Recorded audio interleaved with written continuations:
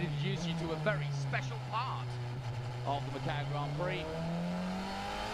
We're on board with Joel Eriksson, and I'm sure we'll spend a lot of the afternoon with him. One of the favourites here. That's a pretty special part of it, isn't it? Yeah. Being on board. Yeah. But the special part I'm alluring to is this, which is the organising committee of the Macau Grand Prix, the government, the sporting committee, and the luminaries of Macau that make this happen every year. And it is, I can assure you, a 365-day around the year effort to bring this all to fruition. And what you're about to witness is the preamble, pre-race festivities before the World Cup final of Formula 3. Why is it significant? Well, quite simply, the men who come here every year are the youngsters and the up-and-coming stars of motorsport. And quite literally, the men who have graced this circuit have gone on to be the greatest figures in the sport. So, if you will, it's a Junior Olympics for racing. It also happens to be in the middle of the most colourful part of the world and a city that never sleeps, Macau. One of the gambling capitals, if not the gambling capital of the world right now. And as is tradition, and as we are perched on the mouth of the Pearl River Estuary in China, at the special SAR of Macau, the Lion Dance is how we kick things off. And I always say, Alan Hyde, as the drivers get ready, one of the other traditions is each of the drivers, once they've done their sighting lap, then get out of their cockpits, and no mollycoddling, no talking to engineers. They're presented to the dignitaries. Here they are. There's Lando Norris and Callum Ilott and Devlin DiFrancesco, the Canadian, biting his way through. Elbows out. Elbows out. Fanastras, the youngster. So for some, it's a first time here. For others, they've seen it all before. But they're all ready. They all know that it happens, and they've all watched, I'm sure, previous iterations of the Macau Grand Prix. There's Pedro Piquet and Ralph Aaron. So many names that have made their name for this weekend. Sergio Sette Camera, who is looking to try and win this event, having come back from Formula 2. And he spoke to me yesterday after getting on the podium in the qualification race, and quite simply said, the reason I'm here is people have short memories in motorsport. You have to keep showing yourself. And this is the best showcase of all. When you look down this group of drivers, it really is the who's who of the future. Jehan Daruvala. Jehan, one of the Sahara Force Indias. You can see it on his overall Force India drivers. Ferdinand Habsburg, coming here for his second time, the Austrian. Callum Ilott, no question about it. Racing for the famous Macau-based Theodore team. And definitely one of the famous race names of Macau. And winner, of course, of the first race yesterday. Now, can he complete that? Lando Norris came here as the favourite, as the European champion. But he struggled somewhat. But I say don't count him out. Now they're all having a bit of fun. Before the start, Devlin DiFrancesco. Small in stature, but fast when it comes to getting in a racing car. And a great character too. It's his first time here. And racing with the Carlin team. Obviously a great opportunity for him to show what he's got. And this is one of the men that's really impressed me for Carlin, Sasha Fanastras. And I had a brief word with him actually, very comfortable for a man making his debut here. No question about it. Alan, have you been as impressed as I have? There have been a number of drivers that have impressed, and yeah, indeed, Sasha Fanastras is one of them from France.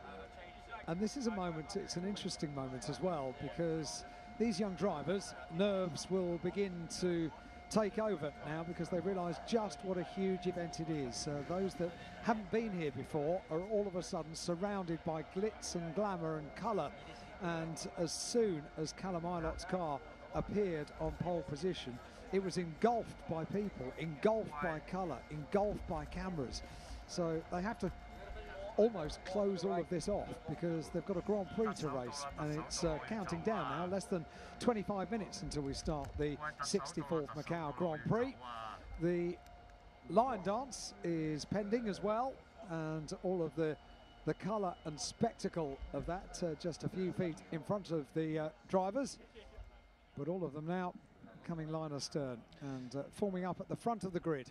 And if you wonder how this grid forms and how we get the World Cup of Formula 3, it's a combination, really, of success during the year in Formula 3, but it doesn't have to be Formula 3. It's an invitation to come and race here, but it's also an obvious chance for those that have fought it out in Europe to fight each other once again for the honour, if you will, of becoming a world champion. And as is tradition, they meet the full committee from the boss down, and I always think what a huge distraction this must be, but they enjoy it. There's nothing like it anywhere in the world. They never do this at any other Formula 3 race. It's something both unique and special to Macau. And once the drivers have been greeted, the next part of that tradition is to paint the eyes on the lion.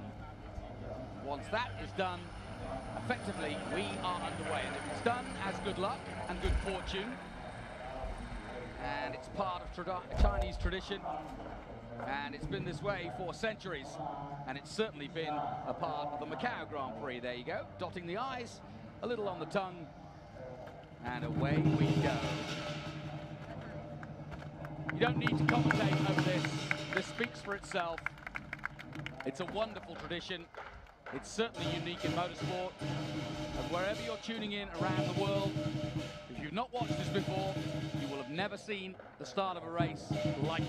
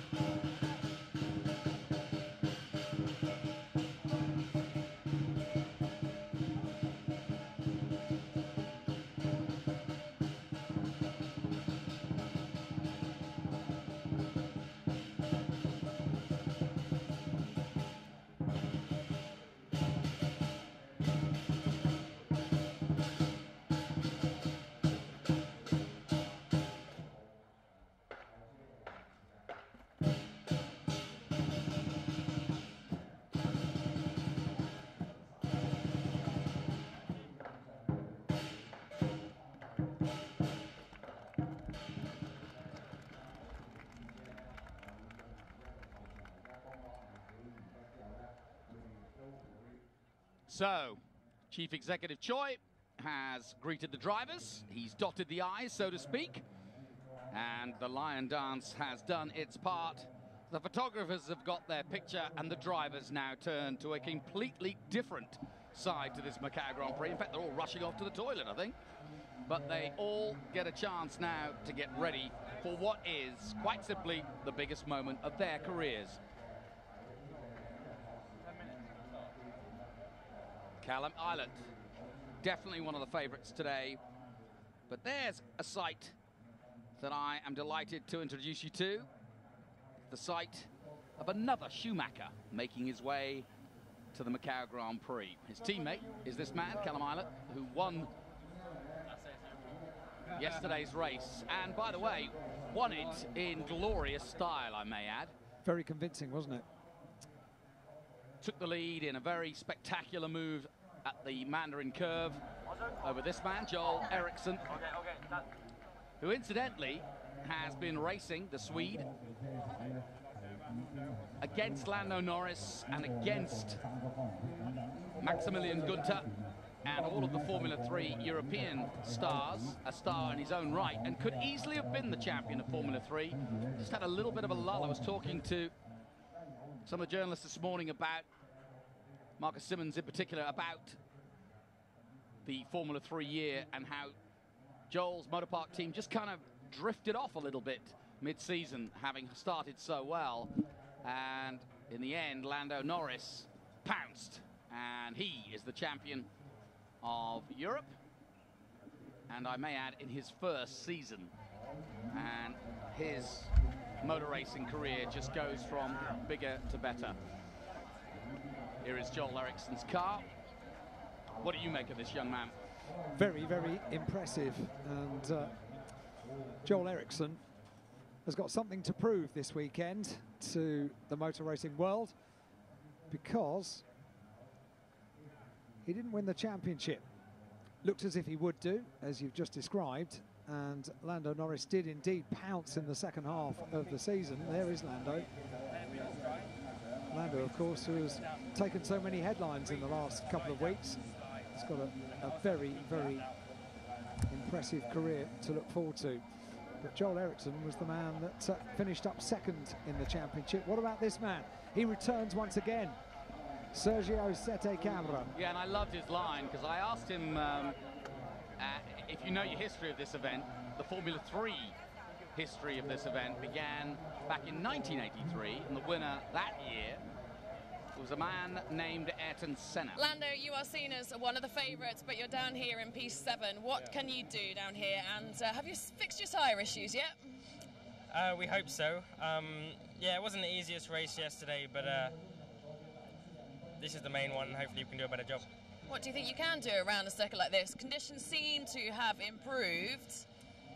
Well, obviously it rained a lot this morning and last night, so I think a lot of the rubber's gone, so the track's going to be slidey. I have a slight advantage tyre-wise compared to the others with the new tyres, so yeah, we'll just have to wait and see what I can do. Let's see. Thank you. Alexander Legris there doing the interviews with the man of the moment, and he may well just prove to be that. Don't count him out, as he just pointed out. He's got some fresh tyres, and he's ready to use them.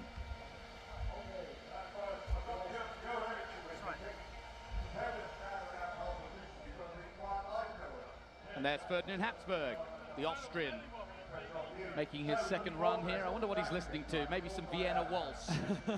Well, I met him for the first time yesterday, thanks to you. You introduced us. What a nice guy. He's a super guy, and his dad's here. And, of course, he has a little bit of a mantle on his own back, because, of course, that Habsburg name, if you know your history, you'll know that the Habsburg Empire was once one of the greatest powers, if not the greatest power in the world, and he is a descendant of that great empire, and is therefore, in some ways, although he doesn't take it up, royalty. But is this man about to become King of Macau, we ask ourselves. He certainly is confident, he certainly has had the year, and it's been a brilliant year that, by the way, has ended just as he would want it. And here's Callum Illett to talk to Alexander. Callum, how big are your kahunas feeling? You've got to get down to that first corner before anyone else does. We'll see. Yeah, last year I got into the lead and it didn't really last until the first corner, so this time hopefully I can get a better start and get a bigger gap, but I mean, it's a long race, we'll see what happens. Confidence, that's what we like. Thank you. And if you're not quite sure what she was describing, she was asking about his bravery. How brave are you? But I'll tell you what, Callum Illett has been, to me anyway, the coolest of the drivers here. We watched the press conference ourselves yesterday. We listened to him, we interviewed him ourselves, and he is a calm, cool customer, but so too is his teammate. This man, Maximilian Günther. I think it's going to be interesting. Maximilian Günther and Mick Schumacher. Let's talk a little bit about Mick, though, because he's been very fast making his debut. And yes, you're right, it is the very same Schumacher. Well, let's get down to Sete Camera to hear what he's got to say. Okay, Sergio, P3. We've had some issues at Fisherman's. What are you going to do in this race? Yeah, just gonna try to have a good start, and it's a long race. It's 15 laps. There's a lot of tire dags, so just try to make clean moves. Try to keep it the car with no damage, and yeah, try to make my way to the lead. And once I make it to the lead, if I make it to the lead, I think I have the pace to stay there. So that would be the plan. So we like to hear. Thank you. Yeah, and Sete Camera has had his problems along the way. He was third here last year, has come back from F2 to take on the Macau Grand Prix. And yeah, he's in a good position. He's actually got 4 new tyres. There's Maximilian Günther, who I was mentioning earlier. But Sete Camera will definitely be a factor in this one, I'm sure, although he's crashed heavily twice at Fisherman's Bend. And seemed unperturbed by the fact that he had 2 fairly significant accidents here this weekend. He went well in the race yesterday. That's maybe step 1 of the important part of the weekend, this being the main part, and he starts from the outside of row 2. Been disappointed with the Japanese entries this year. There's usually one, and there's always several Japanese entries to the Grand Prix, but we really haven't seen. I expected more from the man who was 4th last year, Sakaguchi. And look how cool Ilott is. He really is. He doesn't seem to be under any pressure at all, does he? Well, he's just become a Ferrari Academy driver, and he said yesterday after the race, not a bad way to represent Ferrari in his first time and wearing their colours. There's Ferrari people here this weekend as well. Sahara Force India people here, for sure. Yes, in fact, yes, there is a very high-profile Ferrari man here. And that is Massimo Rivola from the Ferrari Academy. And talking of famous names and famous folks, how about this man? Look at that lid. You remember that? The famous lid, yeah. Why is it famous? His father. And who was his father then? Multiple world champion Nelson Piquet, from the Piquet dynasty now, isn't it? And I know you're watching Nelson back in Brazil or wherever you are doing business, because he follows his son very closely indeed, and we welcome you to the Macau Grand Prix, and we wish your son and all the drivers good luck today, because it's a big, big moment for any young driver. Starts in a good place as well, does Pedro Piquet. And has been fast too. He has been quick this weekend. He's had a couple of troubles out on circuit, nothing too much to worry about. He starts on the outside of row 3. Daniel Tickton. Here's another man who could do something quite special. He described his car as being the fastest on the grid yesterday.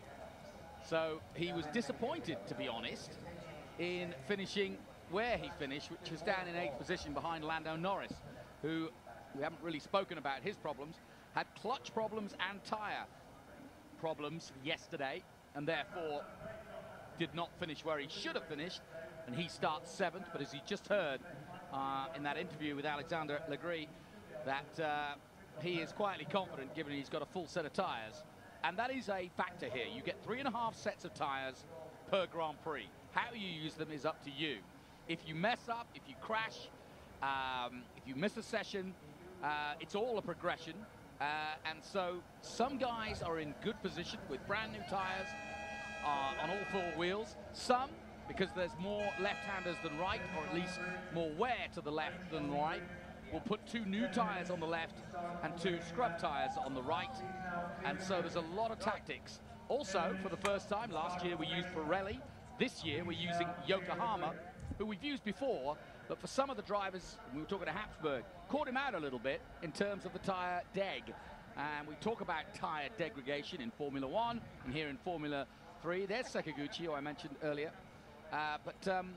Tell us about that. Tyre degradation is a massive part of modern motor racing, and it is here today. It is, and a massive part of working out how the Grand Prix is going to play out over 15 laps as well. We did wonder this morning whether that wasn't going to be too much of an issue, because first thing this morning, as we've already heard from the drivers down on the grid, it was a completely wet circuit, and as the day has gone on, we've had 3 races in total, and they have gone together with the ambient temperature. As the ambient temperature has gone up, there's a very, very light breeze, but not much wind. but we do now have a completely dry circuit. So, yeah, all of a sudden they have to think once again about tyre degradation, and a 15-lap race, it is going to be significant. Those that have done their sums as the 4 days of the Macau Grand Prix have evolved are going to be the ones that end up victorious. There's another one of the rookies I mentioned earlier, Sacha van der Straat. Lovely kid, a young kid, and new to all of this, but showing a very clean set of heels, and of course in the right team as Carlin take on this team, Theodore Racing, once again. And it's been a bit of a to and fro between the two teams in the last few years. And there's Mick Schumacher. Now he's a long way down the grid is Mick, and he is of course the son of Michael Schumacher, who won here in the early 90s.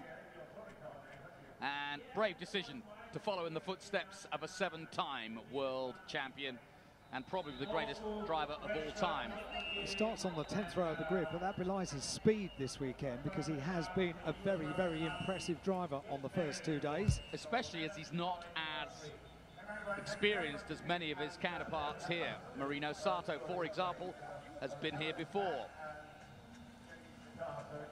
He starts 14th on the grid for the 64th Macau Grand Prix. Final preparations taking place now. Less than 10 minutes away from getting the Grand Prix, the 64th Macau Grand Prix underway. And Callum Aynot is on pole position. He's already stood on the top step of the Macau podium this weekend in the qualification race yesterday. Sergio Sette Camara was on the podium. Joel Eriksson needs to be on the podium today. He starts on the outside of the front row of the grid. Well, in my mind, this man and Maximilian Günther have the most to prove. Lando Norris dominated the championship, and they want to beat him and finish their year as the man of the moment. But so too does this man, Sergio Sette Camara. Completely undeterred by the fact that 2 days running, he had a very damaged car. Fairly high-speed impacts as well for Sergio Sette Camara. But he's Brazilian, he doesn't care. He's laid back and cool. And told us yesterday when we were having a chat to him just how much he loves this circuit. Try and find someone that doesn't. Maximilian Günther, another guy we had a chat to yesterday, also a very eloquent young man, and very happy to stop and have a chat to us and explain how his weekend had panned out. I think he's quietly confident this weekend. Now, as we look at Ferdinand Habsburg, downforce is the key, perhaps, to this race. And Pedro Piquet, because you see the rear wing, you see the front wing, you can adjust those, create more or less downforce. And that has a big issue and a big difference to how the tyres degrade as the race goes on. Lando Norris got it wrong yesterday. I'm going to be watching to see how Lando gets off the line as well. The start yesterday from the front row of the grid was not as good as he would have hoped, and that's why essentially he starts 7th on the grid. And Daniel Ticktum on the first 2 days really thought that he was going to be one on the podium yesterday. It didn't pan out quite according to plan, tyres being a major feature of that. But Daniel Ticktum, we'll see how he comes from 8th on the grid. The top Japanese entry, Yue Sakaguchi. And the top Chinese entry, Huan Yu Zhao. Racing for his 2nd time, and also a Ferrari Academy driver. Kenta Yamashita starts on row 6. And we've seen him already, but there is Sacha van der Straat of France, starting also on the outside, or excuse me, on the inside of row 6. Ralph Aaron of Estonia making his debut here. Martin Rump, who raced here a few years ago and now still races in Asia, been helping him out over the weekend. And further down the grid, keep an eye on people like Jahanda Ruvala, who, although making his debut, should be moving up that grid. He starts a long way back, as does Mick Schumacher, so we'll keep an eye on both of those. Also, Devlin Di Francesco, I spoke to the Canadian yesterday, and he said even though he's not where he should be, he had a bit of bad luck, and he feels that the car's got pace. He is, of course, the 5th member, if you will, of the Carlin Motorsport team. He's been doing his driving in the Euro Formula Open this year and was 3rd in the championship. Previous year, 5th in the F4 British Championship. Exciting young driver to keep an eye on. And talking of keep an eye on, Globecam, who do a brilliant job, will be giving us these onboard shots of Joel Eriksson, Callum Eilert, and of course Joel Eriksson. So we will get a real view, and of course Lando Norris as well. So we'll get a real clear view, just as hopefully he does, and he's trying to make sure of that with his lid there. But why everybody's talking about him is not only because he's champion, he's just joined McLaren. Not a bad time to do it either. They're getting Renault engines, Fernando's staying, and he's going to learn a lot from the great man. He'll be racing with Fernando at Daytona in January as well, and he is a very, very exciting young British prospect to watch on the world motorsport stage. And what an opportunity for the young man as well. The reigning McLaren Autosport BRDC Young Driver of the Year as well. A great accolade in the UK for any driver. Yeah, no question, and he is the next big hope. If Lewis Hamilton is the man of the moment, Lando Norris is fastly following in his footsteps, and like Lewis, has pretty much won everything on the way up the ladder. And this is another step on that ladder, but a very, very important one.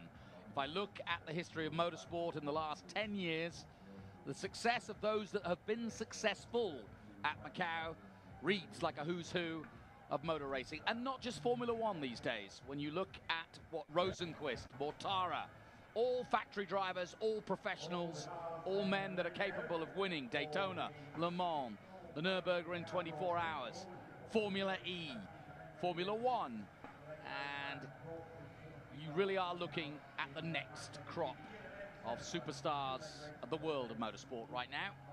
And for many tuning in from around the world, a lot of these names you won't be familiar with. We've certainly got familiar with them over the last 4 days, and that's the beauty, that's the joy of being here to witness it, is that you get to see these Mick Schumachers before anybody really knows what they've got.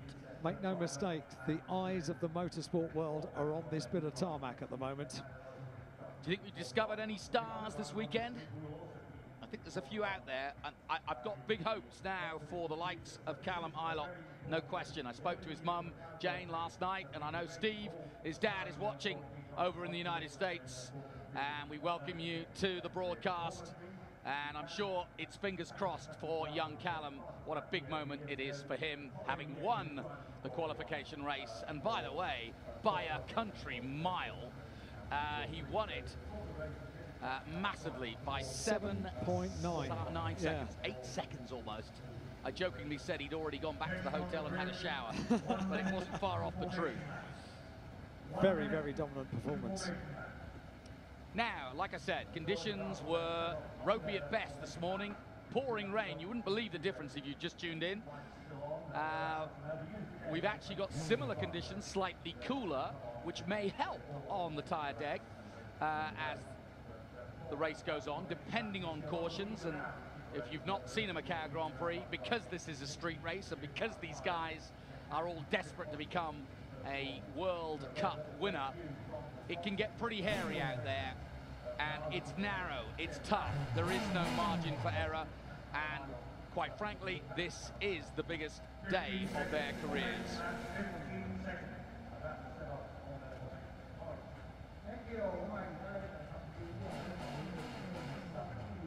So we await for the warm-up lap.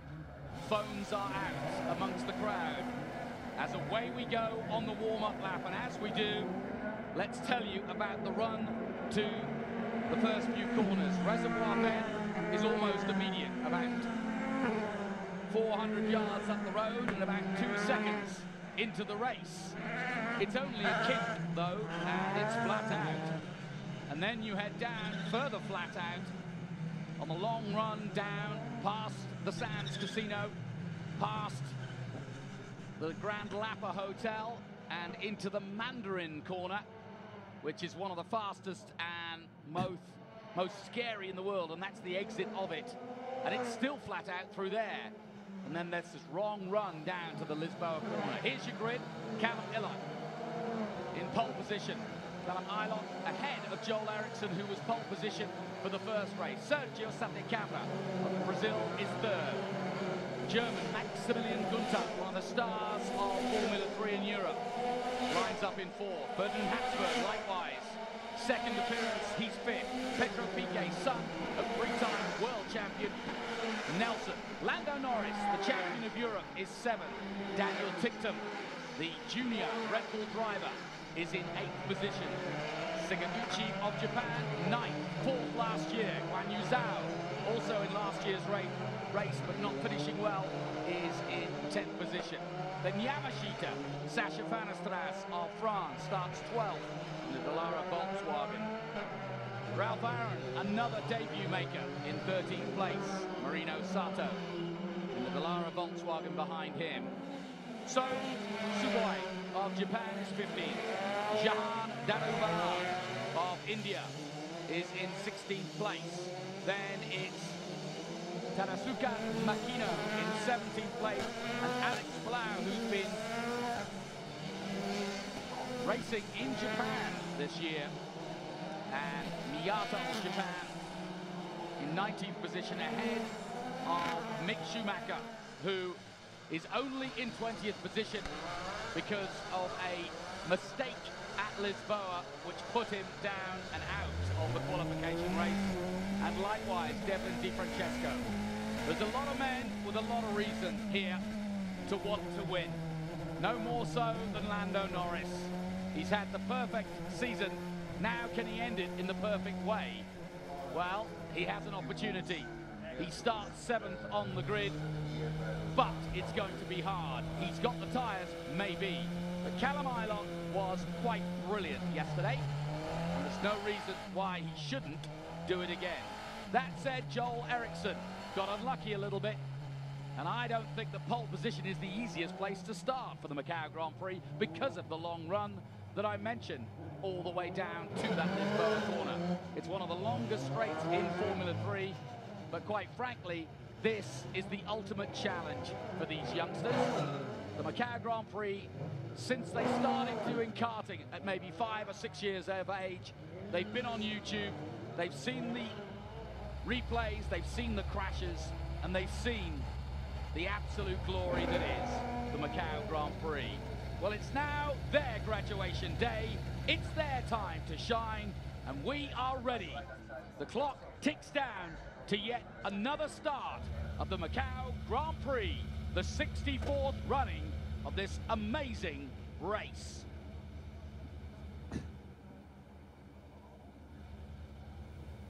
It's the longest continuous run street race in the world, and a street race named for its desire, because everybody wants to win this one. As the green flag waves, we're about to go racing at Macau. Out go the lights, away we go. Good start from the leaders. All the top 4 got a good start. And in fact, Joel Eriksson got the best of the starts, and he's already alongside Callum Ilott, in fact, not ahead, if I'm not mistaken. And it is Joel Eriksson who leads.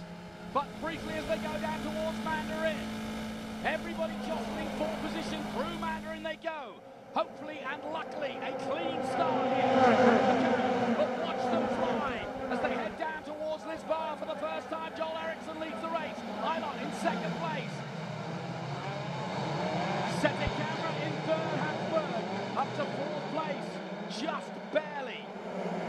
So close off the line. Everybody got a pretty equal start off the line, didn't they? One of the most amazing starts I've seen. You really couldn't pick anyone as being the best of the starters from the 2nd, 3rd, 4th and 5th rows as they went back. But fortunately, they've all got through the first couple of corners without a muddle. That's good news. Sergio Setien-Camera getting off the line very well in third place as well.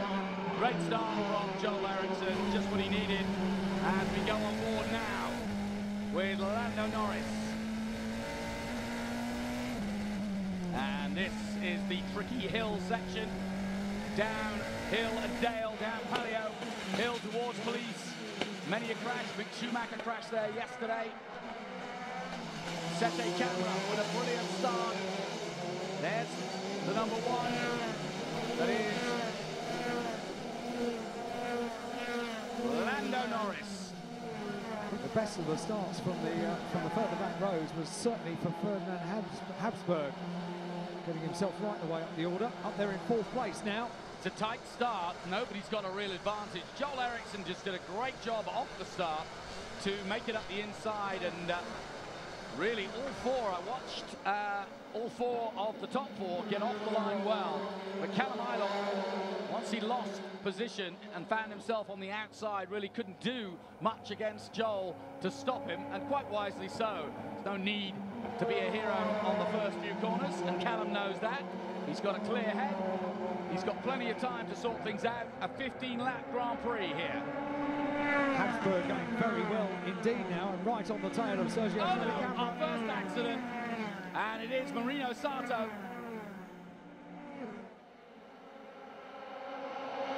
Who, I'm trying to work out whether that's going to stop proceedings and just how precarious a position he's in where he's stopped.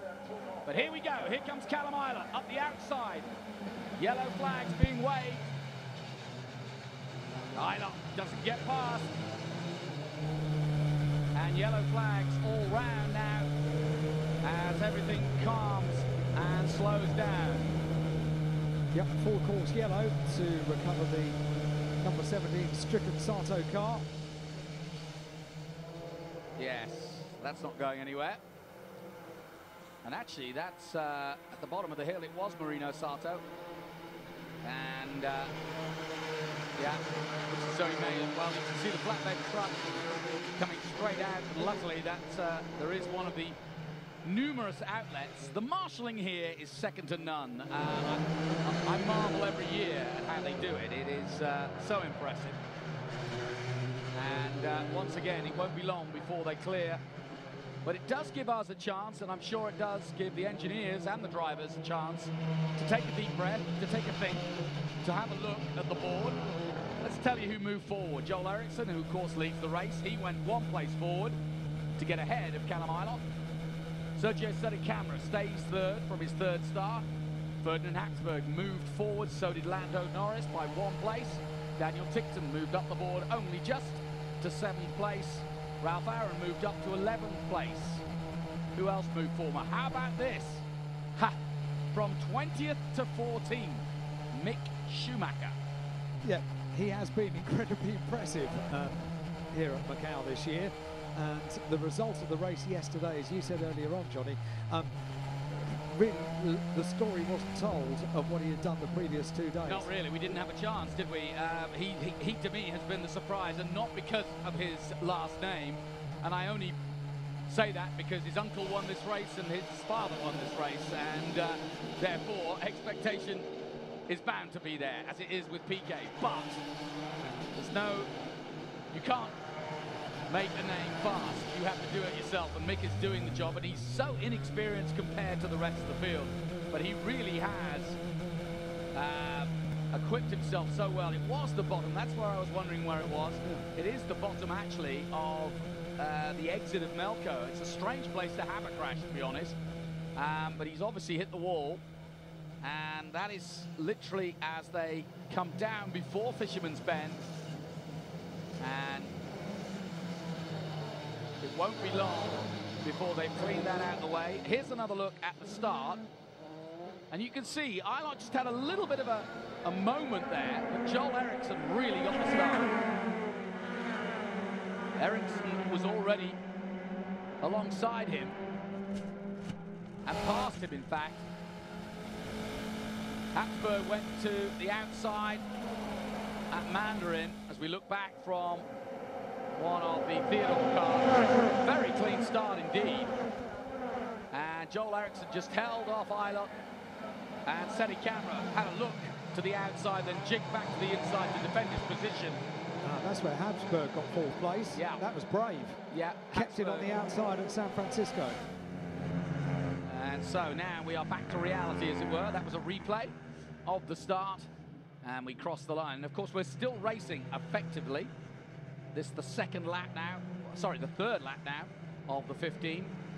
And the key here is, well, it's twofold. 1 is to maintain the car. 2 is to get a restart better than anybody else, especially if you're leading. David Kennedy, right in the middle of the picture there, has been part of the Theodore racing setup for many, many years. And in fact, Teddy Yip Jr. is also one of the team managers here, and we'll explain about the history of this fabled race team that is based here in Macau, the only ever international race team to be based here. And Teddy Yip Sr. was an integral part of making Macau what it is today. And we are green already, and we're off racing again. I don't know, a problem for the leader, and the leader is out. Joel Eriksson, the man who almost won the European Championship, has ended his year pretty much, and so too the Callum. Well, the restart caught us all by surprise, and drama indeed, but that is Macau, folks. Just when everything's going your way, it can all come to nothing in the city of dreams. And now, out of nowhere, Sergio Sette, the man who's probably had more accidents than anybody here this weekend, is leading the Grand Prix. Third on the podium last year in the 63rd Macau Grand Prix, and Sergio Sette has an advantage as well. He's got a good gap. Oh dear, oh dear. Now, who could have predicted this? Bitter, bitter disappointment, and it's just sinking in. Maximilian Gunter is in second place after that restart. So yellow flags wave, he's going backwards. Drama indeed. Once again, Macau has played its part. Here's what happened. Down into Lisboa, he just missed his braking point. Look, he's locked up. He can't turn the car, and he just can't get round. And by then, it's just too late. Ferdinand Habsburg was very, very lucky not to collect the back of the car as well. That could have been a much bigger accident than it ended up being, just the retirement. So we go back to safety. And out of all of this craziness,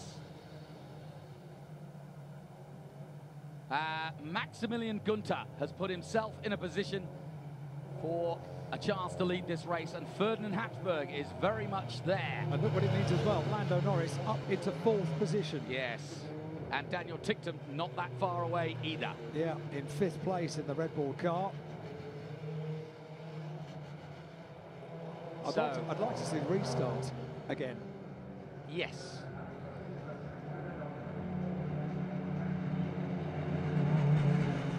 So here are the pictures.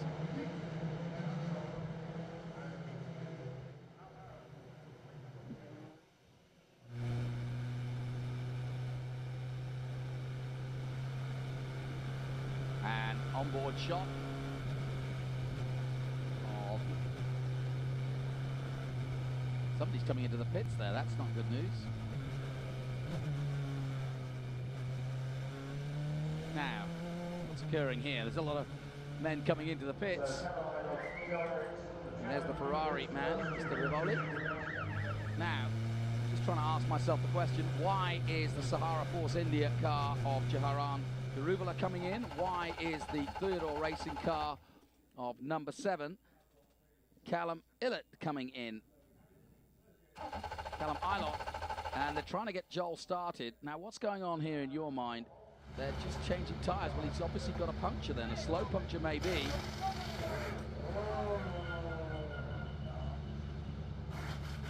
I think there's something more than that. Well, you certainly don't make a pit stop in the Macau Grand Prix for any reason unless you've got a problem. And obviously he was out of contention, obviously, because he too was involved in that incident with Joel Eriksson and the two men who were without doubt favourites for this race. And I always find Macau so cruel in so many ways. We built up Callum and Joel quite rightly. For good reason. For good reason. But it's not going to be their day.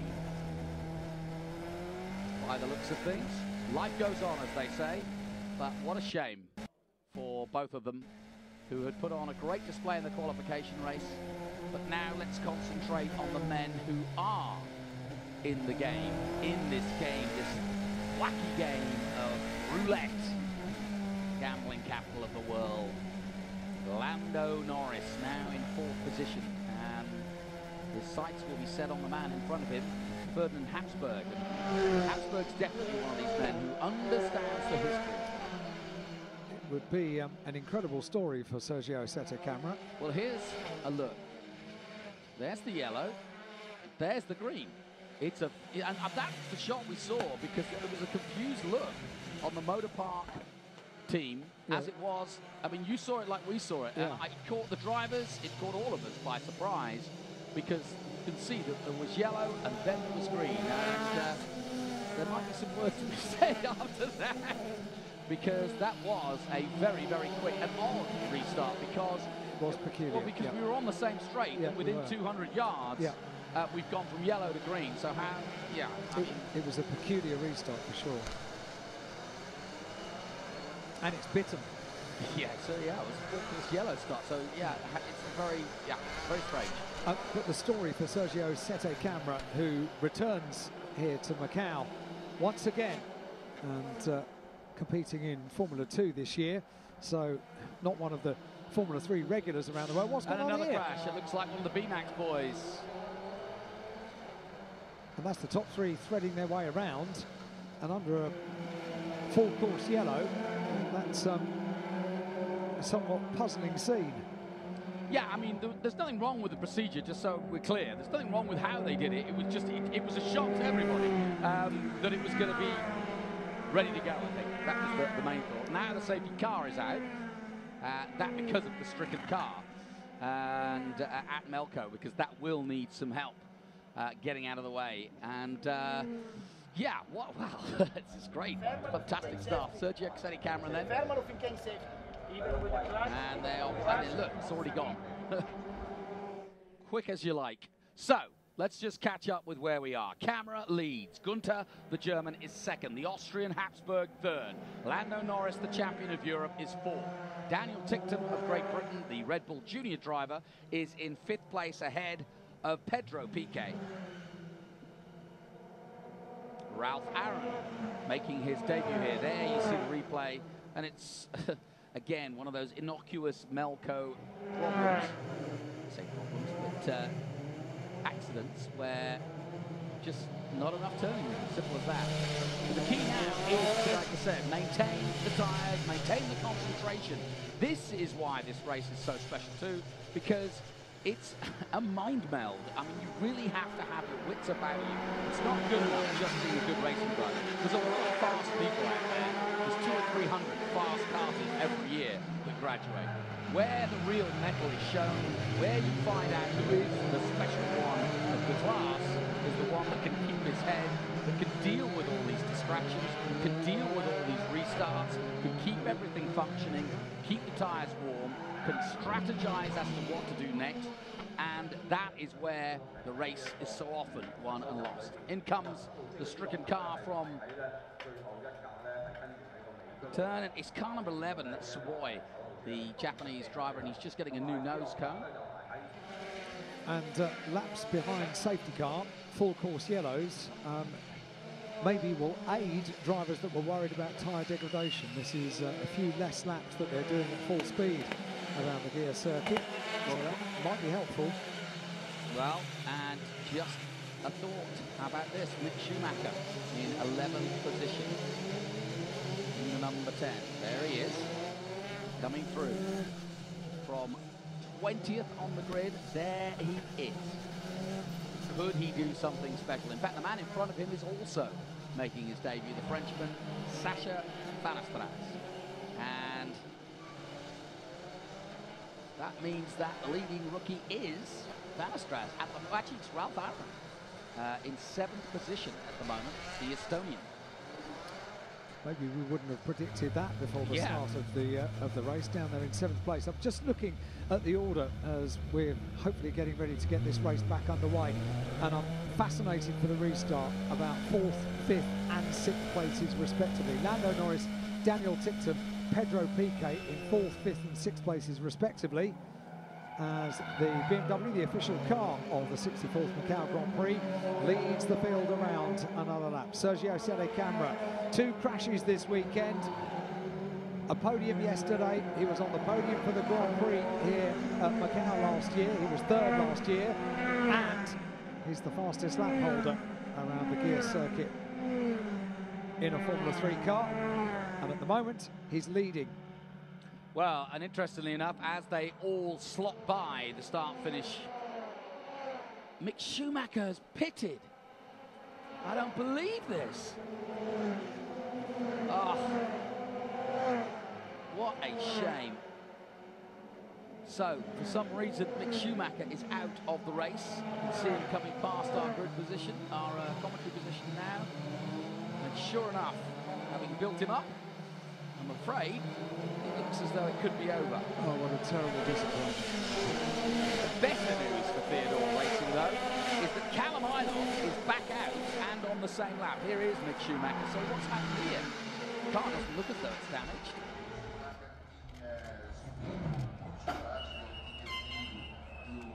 Well, this is one of the top teams, Prima, in the world, along with Theodore, who are without doubt the specialists here at Macau. So if anybody's going to fix it, it'll be them. And René Rosin, the team manager, and Mick's confused. I think there might be something mechanically wrong on the electronics or something, because it doesn't look, certainly doesn't look as though it's a physical problem to the car. It looks as though something has gone awry, and they're trying to reset it, they're trying to get it going again, but either way, unless they get it going within the next 40 or 50 seconds, it's going to be a lap down. Safety car in this lap will be racing again in just a few moments. And that is game over. But I have to say, I am quietly applauding young Mick Schumacher, whose name and face I think you will see around the world of racing. He has proved himself and equipped himself quite brilliantly this weekend. It's sad to see him not in the hunt, having got up from 20th to 10th. So, in terms of our rookies, watch out for Ralph Aaron in 7th position. Also for Panis Kras in 10th. And Devlin Di Francesco goes from the back of the grid to 13th. He's having a great race, isn't he? Now, Seti Camera, one of the most experienced drivers out there, will hold the field back. They've got, almost said Ralph then, they've got Mick back in the car. Yeah. And let's see if he can get back out on track. He's got a little bit of time to not lose a lap. The Camera holding them very tightly together and not accelerating till he's good and ready, because that is his quote and that is his ability, and away he goes. Accelerating away down the back straight, and the green flag waves in front of him. So we are racing again at Macau, and away goes the number 19. And the Brazilian, who still holds the lap record here from 2015, crosses the line ahead of the German Gunther and the Austrian Habsburg, then Lando Norris. Now, can Ticktum make a move on Lando Norris? He's certainly trying to think about it. There he is in the Red Bull car. We go on board with Lando right behind Habsburg in fourth position. There's Ticktum just behind Lando Norris. And also between Piquet, Aaron and Zhao. Here comes Gunther. Defensive driving from Cameron. Good work. Habsburg stays in position. Everybody sorting themselves out in another classic Macau Grand Prix. Lando Norris has responded to Daniel Ticktum, and by doing so, he's closed right up on the back of third place Ferdinand Habsburg onto the second elements of the Macau gear circuit. Well, they're glued together, the top four, aren't they? Look at this. Wonderful shots from Globecam. Fantastic onboards. Oh, Lando gets a little oversteer as he gives away to Teddy Yip and almost waved himself goodbye, but he's still out there and he's pushing as hard as you like. Wonderful shots. Down the hill he comes. And still no joy for Schumacher. Moorish Hill down towards Donna Maria then. A lead now with Camera. He's taken half a second out of the rest of the field already. Down through the very dirty part of the circuit where we've had several crashes today. Luckily it's offline, but it can still be greasy when you get to Melco with that dirt on the tyres, and they've got to be careful. It's easy, especially under acceleration out of Melco. Get too quick out of there. Now down onto the flat part and down towards Fisherman's. Camera, Gunther. We spoke to Maximilian and he was quietly confident, wasn't he? Yes, he was, and I've got a feeling that that was totally valid to have quiet confidence about the Grand Prix today. At the moment, he's going very well there in second place. Zedek Camera comes through and puts in a fastest lap. That then gets taken away from him by Maximilian Gunter, a 2:14.221, a 2:14.233 for Zedek Camera. So the two of them are going away together. Habsburg with Lando Norris just behind. And Lando Norris trying to make an attempt to pass him as they go through Mandarin. He's got the run on him for sure. And Lando Norris is side by side with Habsburg. Habsburg tries to come back, and he does come back. Nicely done by the Austrian. And down to the last corner. And that was brilliantly played by Ferdinand Habsburg.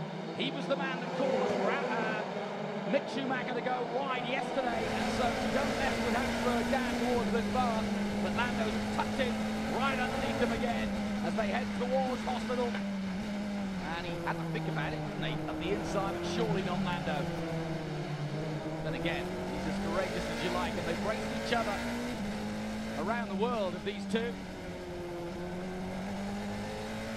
Maximilian Gunter was looking fairly pacey going into Lisboa as well, right on the back of Sergio Sette Camera, who continues to lead. Sette Camera, it is Gunter, Habsburg, Norris, Tipton and Aaron, the top six.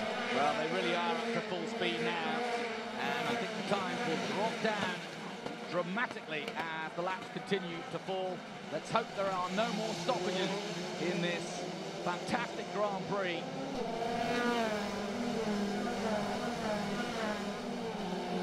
Into Donna Maria.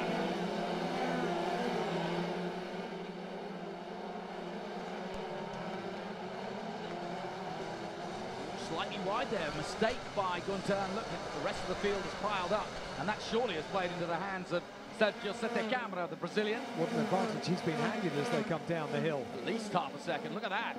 And in fact, it's given Habsburg a chance to maybe go for the overtake. Habsburg doesn't get a second invitation. And Habsburg tucking himself right behind the German as they come to Arbet. And now the gap, let's have a look at it. Camera crosses the line and does a 2:15.1. And there's a slower lap, incidentally, interestingly. So conditions perhaps not as good as we think, because they're not going quicker. Here comes Lando. He's getting another run on Habsburg. Now, how does Habsburg defend? He does defend through Mandarin. Lando's still all over him. Another chance now for Lando Norris. But it's full course yellow there. Just down into Lisboa. Now we're back to green. And that golfers of one of the tried and trusted overtaking parts on the circuit. So Sergio Sette Camera, 8 laps complete now. Maximilian Gunter in second place, Ferdinand Habsburg in third place, Lando Norris, Daniel Dixon, Ralph Aaron, the top 6, and robbed of one overtaking points on the gear circuit here at Macau. So they watch on, and interestingly enough, did you notice who that was in the pits? Felix Rosenqvist watching with the Theodore team, and I'm sure reminiscing on his 2 great victories here. And there he is. Good guy, really good guy, and certainly made his name as so many others have. But as I mentioned, he's not a Formula 1 driver, and that might be the aspirations of all of this grid, but if you like Felix Rosenqvist, there are plenty of other ways also to become a mega star. As Eilert creeping up the board. Eilert already in 12th place, so watch out for Callum. He's back on the move, and even though time is running out for him, he's not out of this by any means. Lando right on the tail of Ferdinand Habsburg around the Melco hairpin. Keep this momentum up. And we no longer have yellow flags down at Lisboa. Well, that is good news, because I was about to say, where on earth do you try to overtake? Where can you do it? Yeah, because, I mean, there are a few places, but it really is the obvious overtake at Macau, and take that away from them, and it makes it a completely different race. So Lando will now line himself up for another dig, if you will. Down through Reservoir. What a shot. Look at that. Flat out, down towards Mandarin again. over 200k, 240 through here, 270, and not lifting a jot. Beautiful shots here, down past the Landmark Hotel and the Star World Hotel, and down towards Lisboa. Sete Camera still with the lead.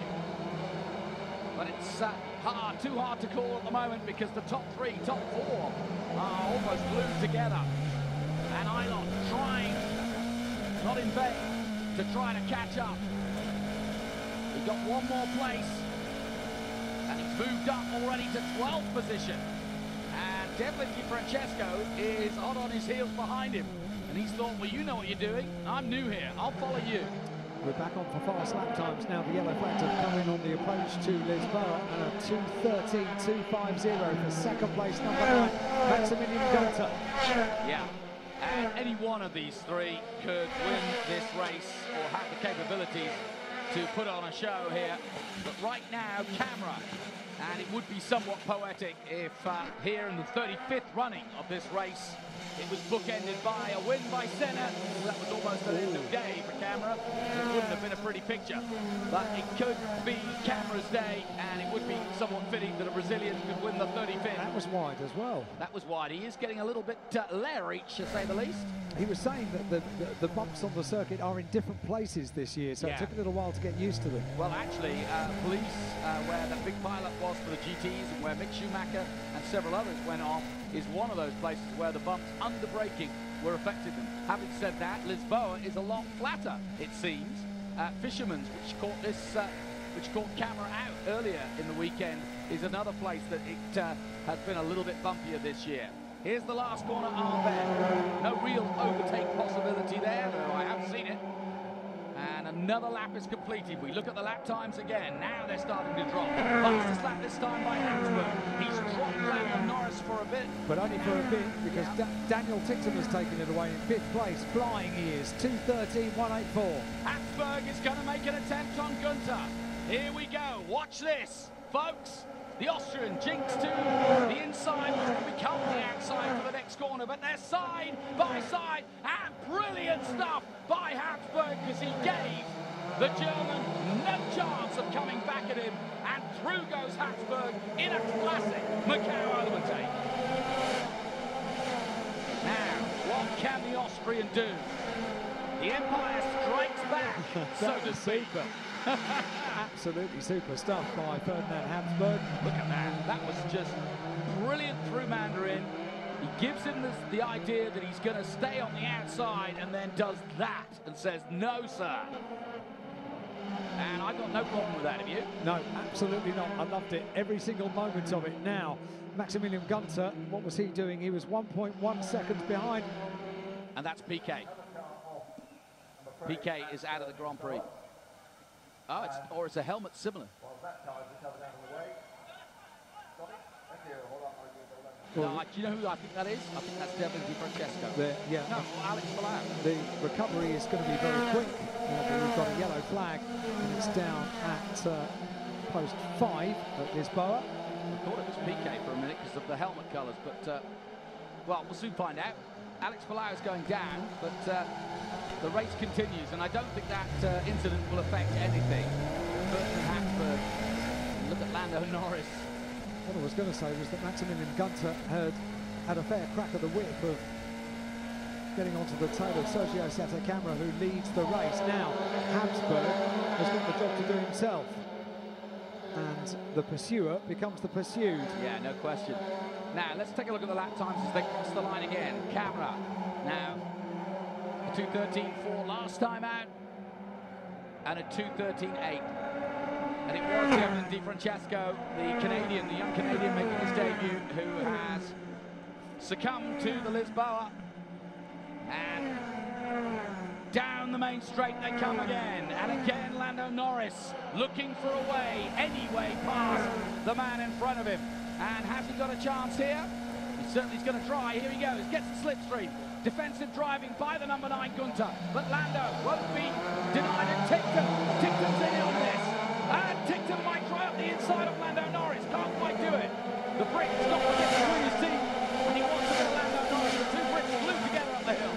Very impressive that. Daniel Tickton is still right there on the gearbox of Lando Norris. Well, let's not try and overtake here. Might be able to do it in touring cars. I'd rather you didn't in a Formula 3 car. Very, very close indeed. And I'll tell you what, folks, it don't. I just saw Gunter go absolute sideways there as he came through Hospital and Maternity Bend, and they are pushing. And Ticktum now, look, see look at that, Lando Norris also getting squirrely. It's getting pretty tough out there. 12 of the 15 have gone. We are getting closer to the end of the World Cup. And at the moment, it's going towards Brazil. It's a bit laggy for Lando as well. A couple of moments where you see the back of the car just step out when he comes out of the corner. And he's under a huge amount of pressure as well. Daniel Ticktum is not easing that pressure, is he? Up towards the Melco hairpin. Just a brief moment to pause and reflect. And then it's back on it, down the hill. Well, all the talk last night, certainly in dry conditions, was how much downforce to use on the car and equal that between the grip you're going to get and how quickly the tyres go off, and therefore, as the race goes on, starting to run out of that grip. And everybody was kind of toing and froing as to what to do. But as you can see, as desperate times and desperate measures, everybody's starting to get a little ragged out there. Because there are only 3 laps to go in the 64th Macau Grand Prix. Sergio Sette Camera leads, Hasberg second, Gunter in third, Norris in fourth, Ticktum in fifth. And Ticktum about to go and try and attempt to get 4th place here. And there's nothing between them. Ralph Aaron still the top rookie. And look at them. Ticktum in the Red Bull car. He really does have wings. Watch this, folks. Here he comes. Wow, down to the inside, now to the outside, and there goes the number 1, Lando Norris, looking up the inside. Ticktum tries, can't do it. Lando Norris is trying also to get past the man in front of him. And wow, what a freight train we've got on San Francisco Hill. Lando Norris attacking and defending. At the same time, yes, he's got 4 eyes and 15 legs at the moment. Right on the tail of Maximilian Gunter, the final podium position in the Grand Prix. That's what's up for grabs here. And ironically, Ralph Aaron and Pedro Piquet, because of this fight in front of them, have caught up, and now we've got a 5-way battle for effectively 4th place. With 2.5 laps to go, this is absolutely fascinating. Sergio Sette Camera leads. He leads by 1.7 seconds at the end of the last lap. But 3rd place on the podium is far from over. No, absolutely. What a great race. It always is here. The 64th running of the Macau Grand Prix is not disappointing. Gunter is at the moment in 3rd place, but look, you can see he's got the rest of them glued to the back of him. Now you really don't look in your mirrors, my friend, you'll scare yourself to death. Now you really do notice how the tyres may be going off at this stage. We've only got this lap and 2 more to go up towards the Melco hairpin. This the battle for 3rd place. Oh, and a touch. Yep, Gunter was hit from behind there from Norris. Just a little love tap to say, hey, I'm coming through. Was he watching the touring car races earlier on? He might have been.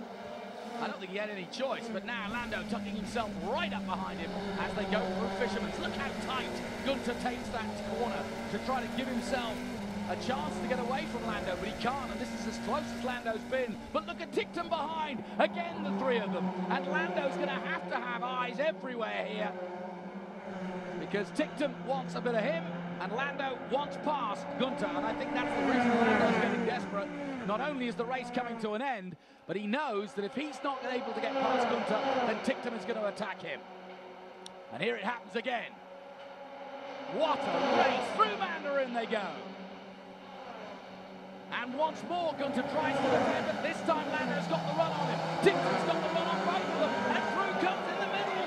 Surely not. Oh, I almost thought, oh, what a big lock up there. Daniel Ticktum gets the better of all of them. How did he do that? The crowd went wild, and Ticktum does it. Absolutely fantastic stuff by Daniel Ticktum.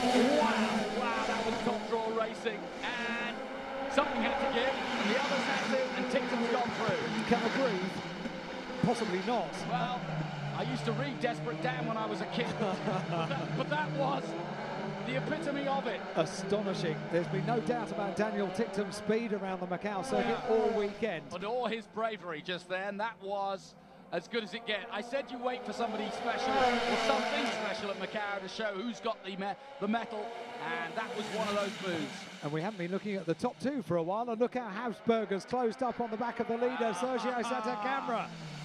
Wow! This lap and one more to go in the 64th Macau Grand Prix, and we're up for a grandstand finish. It just gets better and better. What a race this is turning out to be. And Sergio Santacamera, who has been third in this race, and would love to give Brazil another victory, following in the footsteps of the likes of Maurizio Gugelmin, Ayrton Senna, Roberto Maurizio, and so many others, Lucas de Grassi, and now Sergio Santacamera, but an Austrian, following the footsteps of Lucas Auer, can possibly do it for Carlin, and he wants this bad. His dad is here, but will the man with the famous name make his own famous racing name? It's one thing to step out of the shadow of being a Habsburg, it's another to win at Macau, but he's got a chance to do it. And here he comes, folks. Ferdinand Habsburg has got the run on the number 19, and Camera is a sitting duck for now. He's got to defend, and he does so for better. They're side by side. There's no room to do that, folks. And he's done it, though. Habsburg's done it. He's going to take the lead. And he's got to, because Camera's going to run out of road. Camera holds on, but he's got a break, and through goes Habsburg. Sensational racing again. And Camera somehow holds on. Unbelievably brave, wheel to wheel between these two. Is that going to be the last opportunity for Habsburg? No, no, no, no. This is the last lap, and Camera is holding on for dear life now as Habsburg wants this bag. He really does. He knows he's got the pace on the Brazilian, who said, I've got the setup for tyres, but Habsburg amazingly hasn't. You can see how used those tyres look, but Habsburg, as you can see, is driving like a demon right now. What a race. And Camera, if he does win this, will deserve every moment of it. Now Habsburg trying to force a mistake even, because time is running out in terms of opportunity. He's got one real chance at the bottom of Fisherman's to make a move, but he's got to tuck himself right behind here at the Melco. Meanwhile, behind, Daniel Tictum is still in third place, ahead of Lando Norris. Wow, this has turned out to be a vintage Macau Grand Prix in the 64th running. There he is, Habsburg. Tictum still just ahead of Lando Norris. Great battle in the midfield. Gunter drops right down. Ralph Aaron's going to finish fifth in his debut season. Here we go!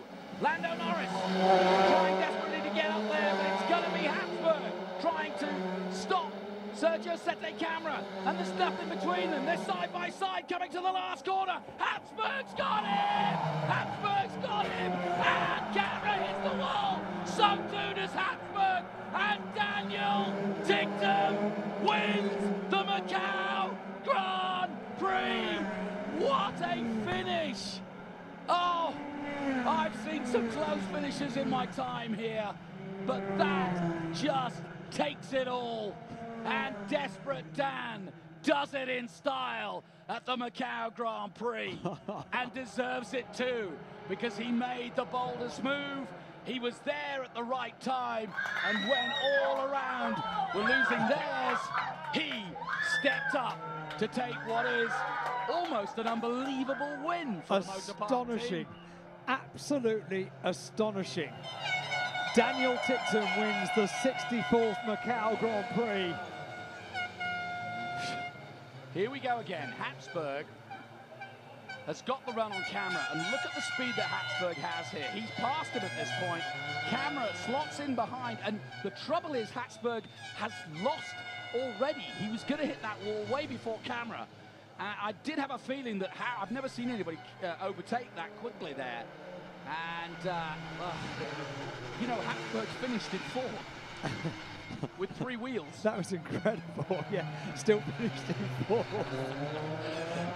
Wow, I'm feeling a bit emotional. I think they are too. If you want emotion, go down there.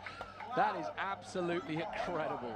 And, well, that'll go in the history books, won't it? Daniel Ticktum said he had the fastest car, felt he had the fastest car. Oh, well, he was superb. Day one, day two, absolutely superb he was. It was only the qualification race that didn't quite go according to, the qualifying that didn't quite go according to plan. But and here's something I'll tell you that I didn't tell you before the start of the race. Trevor Carlin is saying to Habsburg, hey, mate, and there's Dan. Well, the Habsburg Empire is secure because that was...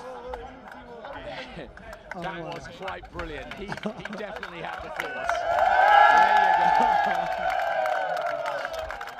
That was top draw. I had with Trevor Carlin. Well, and Trevor Carlin's seen it all and has had, I would argue, some of the best drivers in the world come through his ranks and through his team. And I think Habsburg has just come of his own. I remember meeting him for the first time in New Zealand about 3 years ago. And like I said, when you come with a royal name, you often wonder whether it's all because of that name that you're there. But today, Habsburg has proved beyond all doubt, taking on one of the world's top drivers, that he has what it takes and has the risk factor, as it were, to go all the way. That was sensational. And look what happened to Ticktum, just avoiding the bodywork. And Ticktum couldn't believe it. Wow. So the celebrations continue. And the story I was going to tell you was, and in fact, the Habsburg logo is emblazoned on his back. That's part of the royal standard of Habsburg. Well, that was a royal drive for sure. But let me tell you something about Daniel Ticktum. On the side of that car is a tribute to one Barry Bland. And he asked me that if things went his way, would I mention that? And here I am, because Barry Bland was one of the men who helped make Formula 3 here over the years, if not was the leader in making it as good as it is today. And I think it's somewhat apt that Ticktum is carrying both his name and a tribute to Barry Bland, that he's won this Grand Prix. So I feel for Dan, and wow, what a way to win it, but what a way to celebrate it. That has been one of the most emotional roller coasters for the Macau Grand Prix. I had another bit of news as well, Johnny, which I kept for lap upon lap upon lap. Mick Schumacher got back out onto the circuit, put in the fastest lap of the race as well, a 2:12.651. You're kidding me. No, 2:12.651 for Mick Schumacher, finished up in 16th place, last of the finishers. I love it. What a great story. I would have put my hand up like I was in class, but there was too much going on. Well, Red Bull, some people ask how they picked their juniors. Well, I think that question's been answered. Max Verstappen, look out, here comes the next one. Daniel Ticktum. And he isn't the most experienced driver out there either, is he? Far from it. And he's not done that much Formula 3 in his career. And it does rather reward Red Bull's faith that they've put in the young British driver. Two Brits on the top two steps of the podium, Daniel Ticktum and Lando Norris. The other thing he asked me to say is a thanks to his dad Mark for all his support over the years. And how cool was it that we had a conversation yesterday and he was already predicting something special. There's confidence for you. Well, he certainly had the wings today. And yeah, okay, it took a crash, but he was in the... That's motor racing, folks. You have to be in the right place at the right time, and you have to be in it to win it. But really, his overtake was more important. Let's see if we can get Alexander in there. Alexander Legree's going to just wait for her to get his helmet off, and then she'll have a word with a very emotional interview with our winner. There are no words. What a ridiculous race here in Macau. Daniel, from your opinion, go for it. Honestly, there is no words to describe what I'm feeling right now. My hair's pretty horrific. But hair is not important right now. I can't believe that's just happened. I mean, everyone will say there is an element of luck in it, which there is, but I kept my nose clean throughout the whole race and just took my opportunities where I did, and I did obviously a very good move with Lando around the outside, so I did what I needed to do, and obviously the setup changes we made to the car obviously worked for this race, so Absolutely ecstatic. I cannot thank everyone enough. The team have been incredible. My father, everyone, Red Bull, Dr. Marco, everyone. Thank you so much. Congratulations, well done. Says the right thing at the right time too. The man from London, just 18 years of age, thanking his father Mark, thanking Red Bull for their faith in him, because he's had a rocky past in some ways, but Red Bull have got to him at the right time. And Daniel Ticktum is the name you should remember, both from the Macau Grand Prix and in the years to come, because I think we'll be seeing that name a lot. Lando Norris, well, Lando Norris takes second place, and that's not a bad result for a man who has been the European champion. Ralph Aaron of Estonia, the rookie, third place, amazingly. And that was a great effort by the Estonian. Ferdinand Habsburg gets the accolades of fourth place and came within inches of winning his own Macau Grand Prix, and I got a feeling he might be back. And Maximilian Gunter takes fifth ahead of Pedro Piquet in sixth. Another rookie is seventh, and that's Sasha Fanastras, and Guanyu Zhao in eighth position overall after that. Not a bad result for him. Makino in ninth. Jahan Daruvula did well. He got up to a top 10 finish. You can be pleased with that. The Sahara Forced India man who went in and out. Alex Blau from the Japanese Championship, but from Spain in 11th place, and Miyata of Japan 12th. Sergio Sette Camara was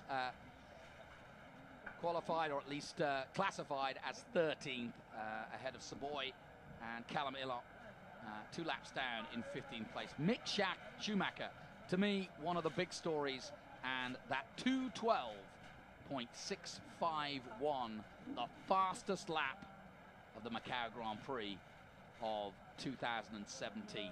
So the Schumacher dynasty can be proud of their efforts too today. What a footnote, what a day. But it just shows when Joel Eriksson and Callum Ilott looked as though they had the world at their feet, the ground just disappeared.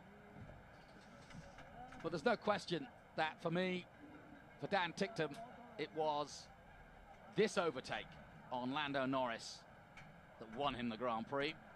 Watch this. He goes to the outside here, and it looks as though we got a four-way battle, and somehow he screams across both of them, across the bows, and still turns in. That's the riskiest move, certainly at the Macau Grand Prix, if not in motor racing, to come from the outside. And those are where the special boys come from. Unbelievable. That was a special move, and he knew it. There were two unbelievable moments of the 64th Macau Grand Prix, and I will never tire of watching either of them. And there's that logo I was talking about Barry Glenn, just on the side there. And Fraser's, his sponsor, can be well pleased with that. They are very much a presence here in Asia. And we look back at the highlights, and Chief Executive Choi started it all off as ever, dotting the I's. Now who was dotting the T's was Mr. Ticktum. In the end, a mistake by Joel Eriksson, I'm afraid his own. Callum Ilott looked good early on. It was a great race for so many reasons. It had everything it always does, Macau. Number 3, Ferdinand Habsburg. Look at that fight. And Habsburg really did put one of the races of the day. And it's always sad to see anybody win the Macau Grand Prix, because there were so many deserving winners today, including Ticktum with that move. But that was the move of the day, and see Gunter just bouncing over the curb. Look at his defensive driving by camera. That's where Habsburg made his name.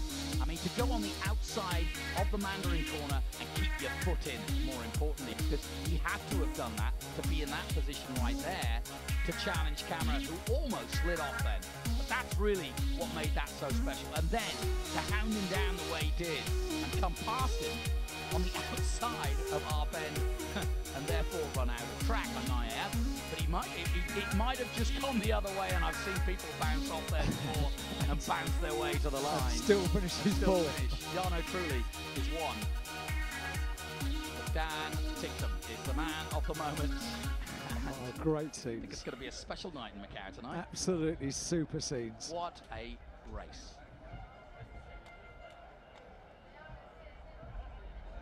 You know, we said the eyes of the motorsport world are on Macau. Looks like most of them are here on the pit wall opposite the podium, which holds its breath for the presentation of the top 3 drivers for the 64th Macau Grand Prix. And just a quick pause for the brilliant coverage. The director, the onboards, everybody involved. It's no mean feat to cover this race, and fantastic coverage. And I know that people have been watching the live stream, but the onboards particularly, you know, you really do get a sense of the speed and a chance to see just how these guys go about it. And these fans in the stands have certainly gone away happy, but I think if you tune into the Macau Grand Prix for the first time, you get an idea of why we all keep coming back year on year to witness this spectacle, and why the drivers, more importantly, value this race as much as they do, and why it means so much to a young man of 18 coming here. And Red Bull, well, what could you say? I've just seen that tribute on the side of the car for the first time properly, and a very nice tribute as well. It's a huge affection for Barry Bland here. He did dedicate a lot of his life to organising the Formula 3 here at Macau, and like I said, unprompted, Daniel chose to do that, and good for him. And chose to point it out to me, so I would say something. Yeah. So, happy to do so. Well, we're standing by for the podium. It may take a little while for everyone. Well, Dan's got to kiss everybody. Yeah, and they've all got to collect their thoughts. Well, it sounds as though Dan's actually just fixing his hair.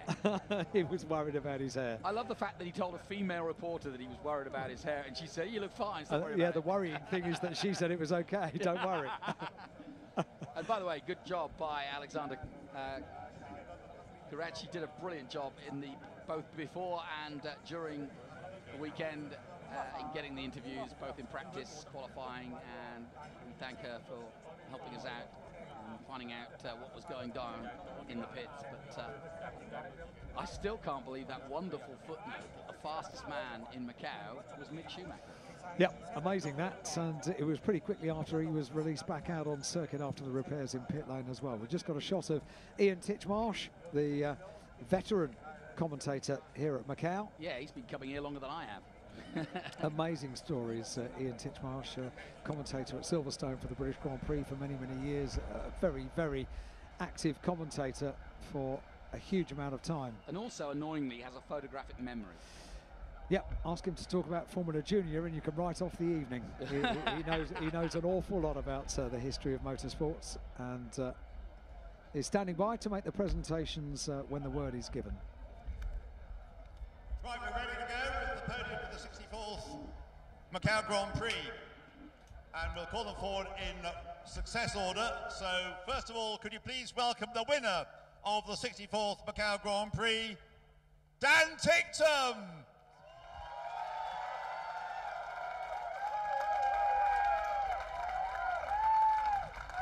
In second place, Lando Norris.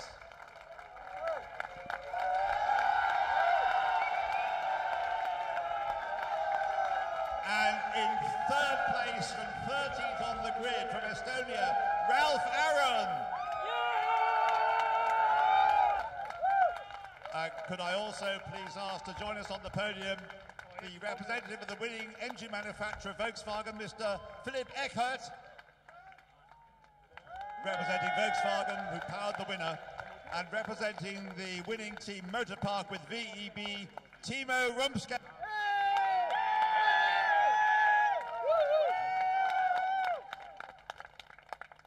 Now please, the national anthem of the winning driver. To introduce you to a very special part of the Macau Grand Prix. We're on board with Joel Eriksson, and I'm sure we'll spend a lot of the afternoon with him. One of the favourites here. That's a pretty special part of it, isn't it? Yeah. Being on board. Yeah. But the special part I'm alluring to is this, which is the organising committee of the Macau Grand Prix, the government, the sporting committee, and the luminaries of Macau that make this happen every year. And it is, I can assure you, a 365-day around the year effort to bring this all to fruition. And what you're about to witness is the preamble.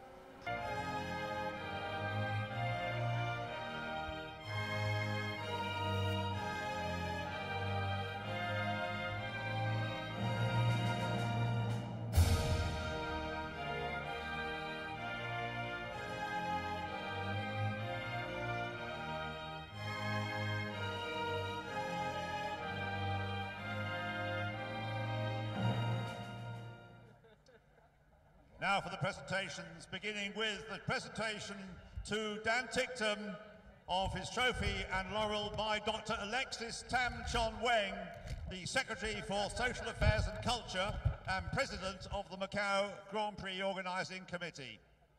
To make the presentation, first of all, to Dan Tictum of the laurel and the superb Macau Grand Prix trophies. And also Dr. Alexis Tam Chon Weng will present the trophy and laurel to second place finisher Lando Norris. And then to the third place finisher, Dr.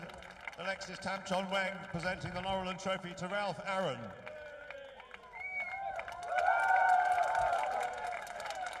And now we've got some more presentations. And the first photograph, please. Yes, thank you. Thank you very much. Now we have, after we've got photographs of the top three drivers, now can I ask, please, Felix Rosenqvist, twice a winner of the Macau Grand Prix, to come forward and make the presentation to Dan Tictum of the FIA Formula 3 World Cup for drivers.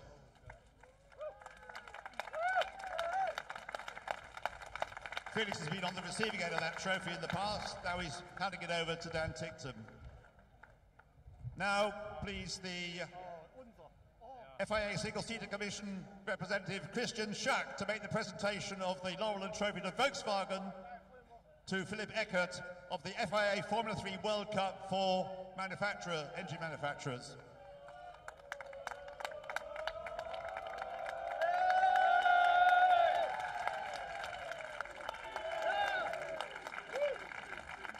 Next, we have the Committee of the Grand Prix of Macau trophy to be awarded to the FIA Formula 3 World Cup for the winning engine manufacturer.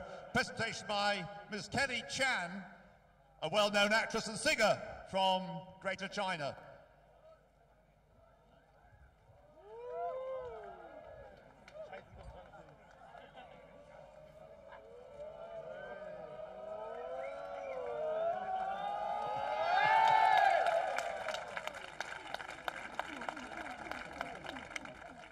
Thank you very much. And there's one more. This is the FIA Formula 3 World Cup for the winning team, a trophy presented by the Committee of the Grand Prix of Macau, to be presented by Mr. Pun Weng Kun, President of the Sports Bureau and Coordinator of the Macau Grand Prix Organising Committee. To present the trophy to Timo Rumpfgall from the Motor Park team.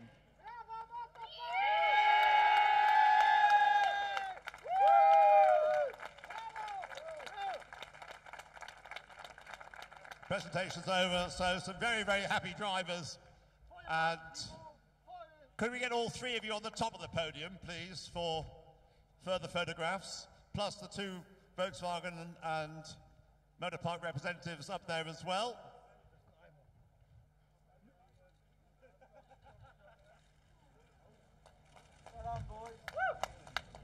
A cry of well done, boys, from the assembled gathering in the pit lane.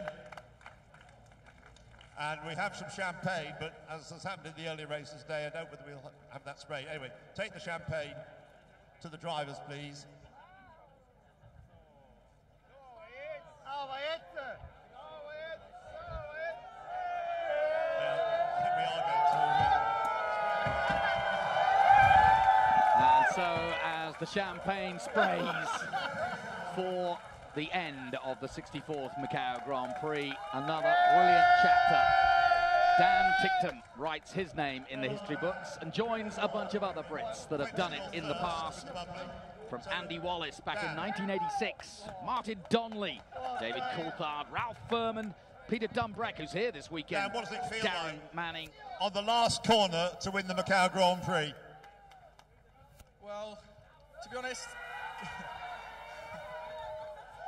coming into the race, a podium was what I would have been very happy with, to be honest. And obviously, I worked my way there for the last few laps. I was in that position. And then coming around the last corner, I was second. I was like, this is all right. And then later, Hasbro crashed. I was like, oh, okay, I'm first. Brilliant. That'll do. Then I crossed the line, and I was just like, I just couldn't believe it. Tell us about that overtaking manoeuvre when you got the jump on Lando going into Lisboa. Because if you hadn't done that, of course, you would have been in the right position to take advantage of what was happening ahead of you. I think some people will obviously say that my win was quite lucky, obviously, with the two crashing. But I think I deserved it, you know, because of my pace throughout the whole weekend. And that manoeuvre, like you said, you know, that's what won me the race. So, yeah, absolutely ecstatic. Absolutely no, I just can't believe it. Lost for words. Yeah. Well, unbelievably, actually. But yes, exactly, yeah. Yeah, three abreast into, I mean, you've got a wide straight turning into that very tight corner and the narrow road ahead of you. You must have had your heart in your mouth as you were doing it.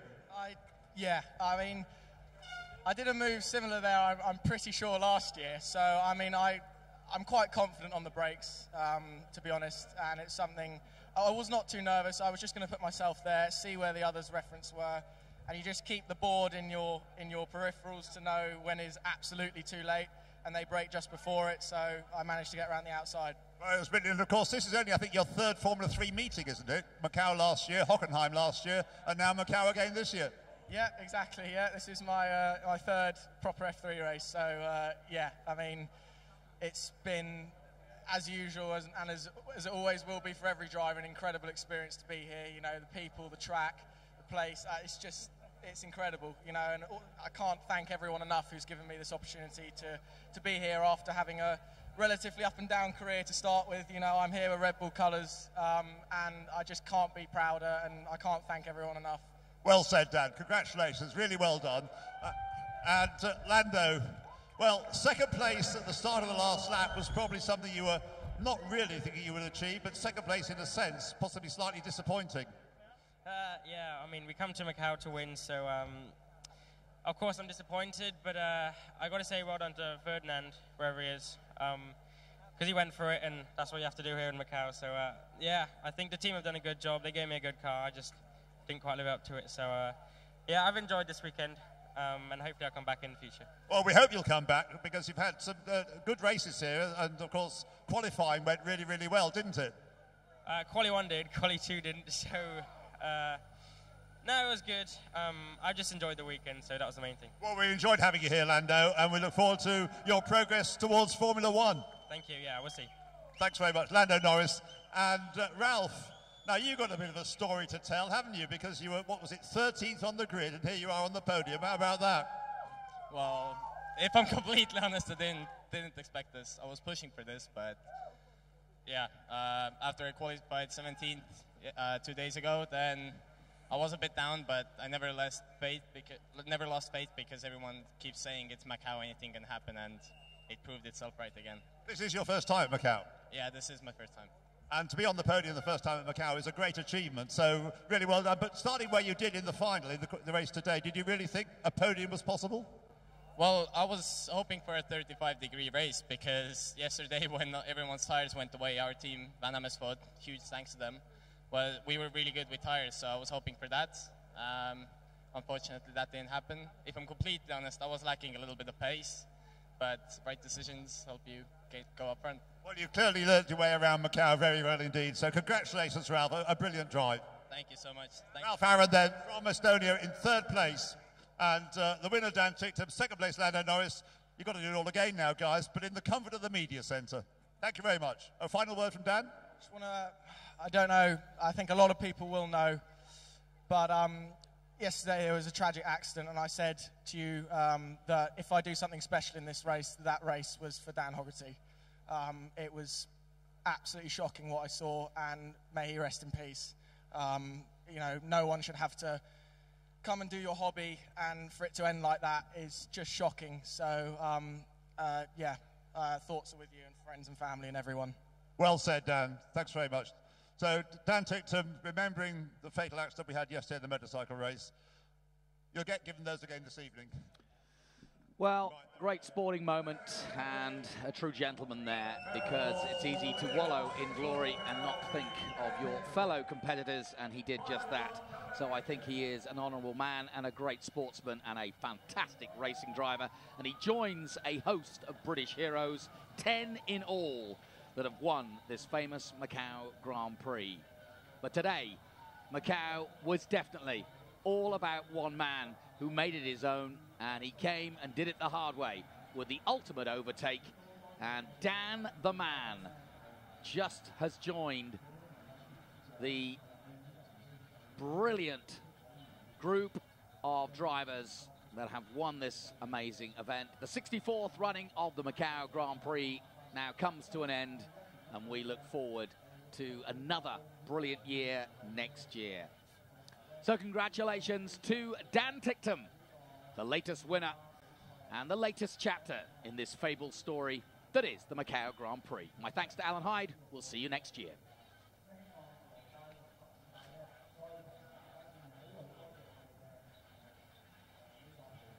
Second place, Lando Norris, and third place, Ralph Aaron. Congratulations to all three of you. 好，歡迎大家嚟到非常之刺激嘅太陽城集團澳門格蘭披治3級方程式大賽國際汽聯3級方程式世界盃得獎車手記者會。我哋有3甲車手，分別係迪圖、約尼斯同埋艾龍嘅。Dan, many congratulations. I can't recall in Macau where the leaders changed on the final lap, let alone the last corner. Can you talk us through those dramatic final 3 seconds and how it all unfolded? It was as everyone is saying, an incredibly eventful race. I think my start yesterday was pretty poor, so having only done really 2 proper practice starts the week before with Boyo at Pembury, I wasn't massively prepared for that, but in this race I got a much more reasonable start. It still wasn't amazing, but it was a lot better.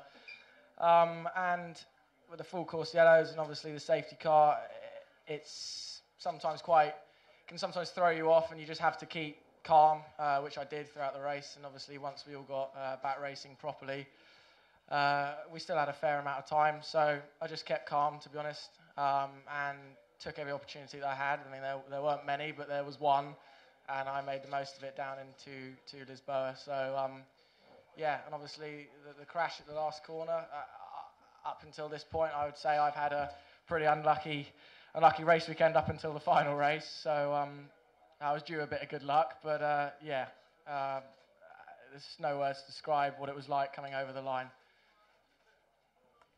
咁啊 ，Elvis 首先問下迪圖啦，話佢咁樣贏咗呢個賽事，佢有咩感受啦？佢話呢場賽事係非常之緊張同埋刺激。佢話琴日佢賽事咧起步就唔係咁好，但係今日咧就起步做得非常之好啦。咁話因為呢個賽事好多full course 嘅黃旗同埋有安全車出動咧，所以就對佢影響都大。但係佢全程都不停提醒自己要保持冷靜。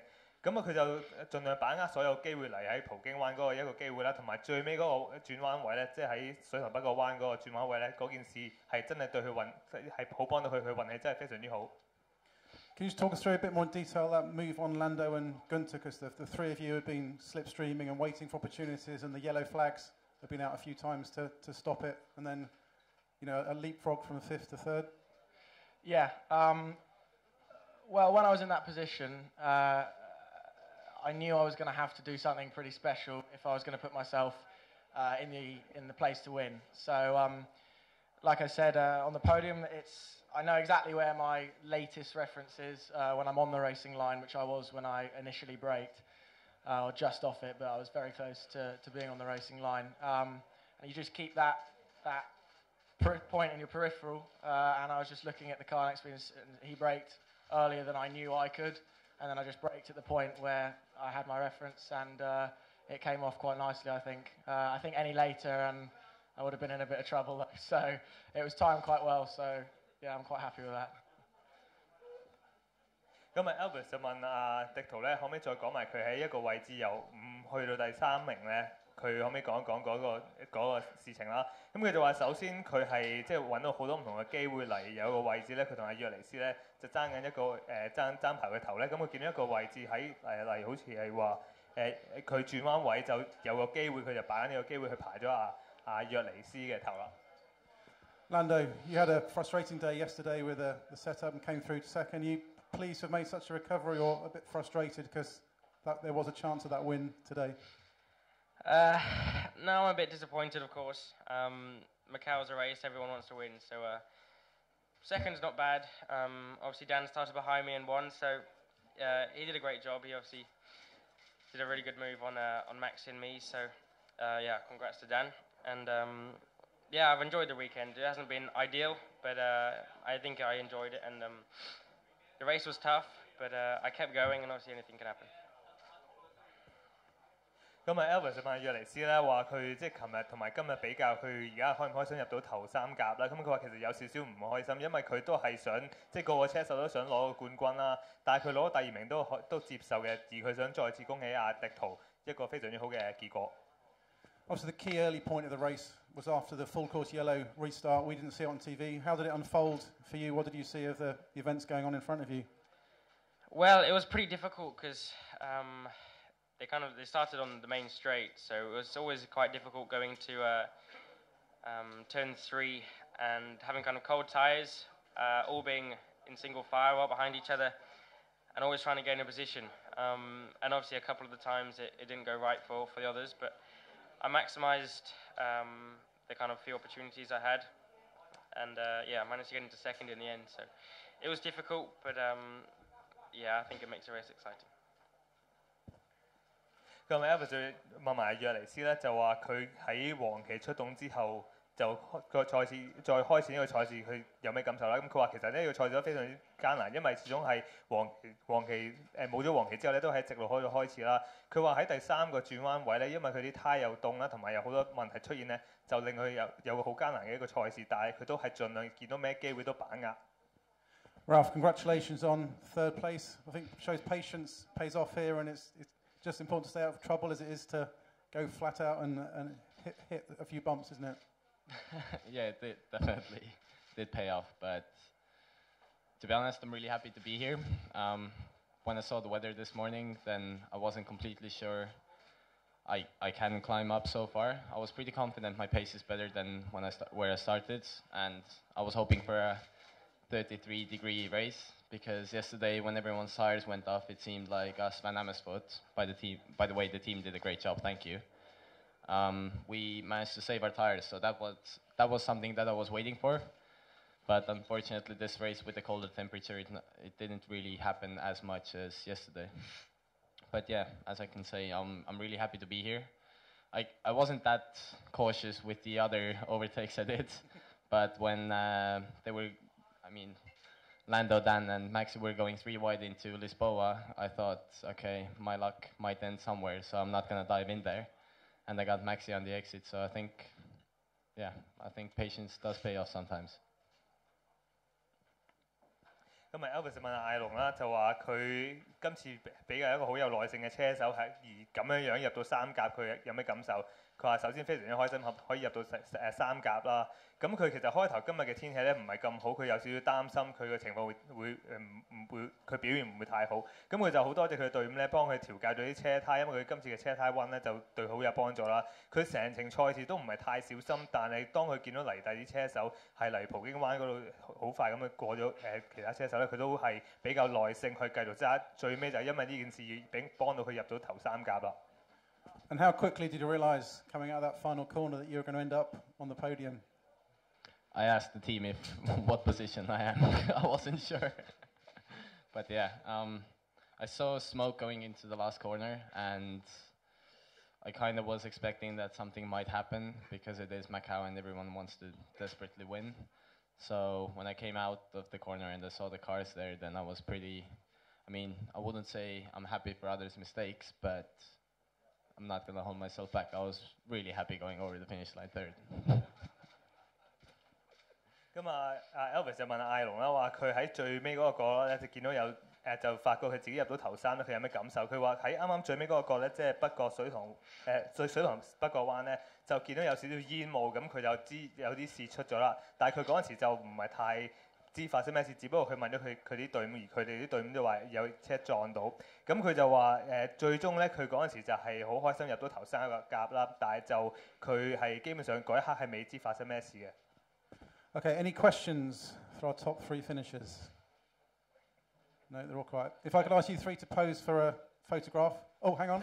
Before we do start photographs and questions, everything, didn't get a chance, but thank you to everyone who has made this possible. For a start, giving me the opportunity to be here in the first place, but then to win, the team have performed incredibly. For us to adapt the car as much as we did from yesterday's qualifying race, which was, I wouldn't say disastrous, but by all means nowhere near ideal. We worked hard, and you know, my engineer, mechanics, Andy, Timo, everyone in the team pulled the car together perfectly, and yeah, I just cannot extend my thanks enough, and as well to my family, Red Bull, and everyone who's made this possible for me today. 咁啊，最尾迪圖有再加插咧，佢話好想多謝佢唔同嘅隊伍嘅隊員啦，因為佢哋咧先今日有個咁成功嘅結果，亦都好想多謝佢屋企人同埋個贊助商。Thank you very much. We can get a quick photograph. Be fantastic. Thank you.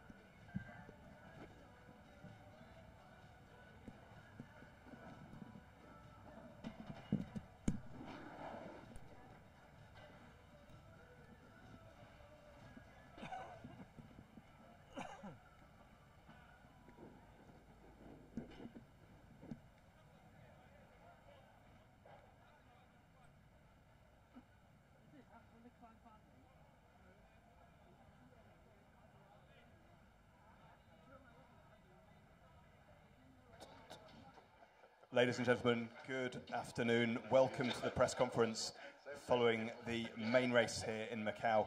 An unbelievably exciting and dramatic race, which is going to have a major impact on the destination of this year's FIA World Touring Car Championship. And we're joined by the first 3 drivers from today's main race, plus also Dominic Greiner representing allincall.com, Munich Motorsport, the winning team representative. But to break with tradition, just very quickly, we're going to do a small presentation which will be for the Tag Heuer Best Lap Trophy. 咁首先歡迎大家嚟到太陽城集團澳門東望洋大賽 FIA 世界房車錦標賽次回合後記者會，我哋有總成績3甲車手啦，分別係侯夫啦，第2嘅米治尼斯啦，同埋第3嘅趙頓，亦都有加埋有Dominic Bryan 嘅。咁我哋首先記者會開始之前咧，會頒一頒泰格豪雅最佳圈速杯先。And the Tag Heuer Best Lap Trophy goes to the driver setting the best lap between the 2 races of the weekend, and Rob Huff, the 3rd time this season, is the winner. 今次泰格豪雅最佳圈速杯咧，將係頒俾侯褲嘅。Can I get one for today, please? You've had plenty, Tom. Now we'll get started with the main part of the press conference. Rob, if you'd like to take a seat.